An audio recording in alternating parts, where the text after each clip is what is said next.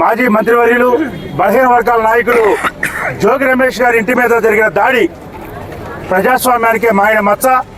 ఇది భౌతిక దాడులు చేయడం అనేది మరి ప్రజాస్వామ్యంలో సహేతుకం కాదు. ఏ రాజకీయ పార్టీ అయినా మరి ప్రతిపక్షంలో ఉన్నప్పుడు ప్రశ్నించడం అనేది సహజం.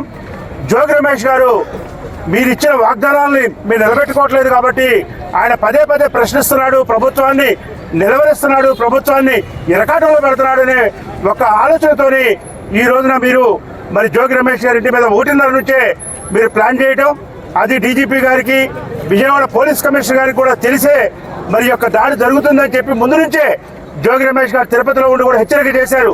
కుటుంబ సభ్యులందరూ కూడా మీరు ఇంట్లో ఉండొద్దు, మీరు అందరూ కూడా బయటికి వెళ్ళిపోండి, భౌతికంగా మనందరం కూడా నిర్మూలించడం కోసం మనందరినీ కూడా మరి హత్య చేయడం కోసమే కుట్రబన్నారు. తెలుగుదేశం కూటమి నాయకులు మొత్తం కూడా సామూహికంగా వేలాది మందితో వచ్చి మన ఇంటి మీద పడబోతా ఉన్నారు.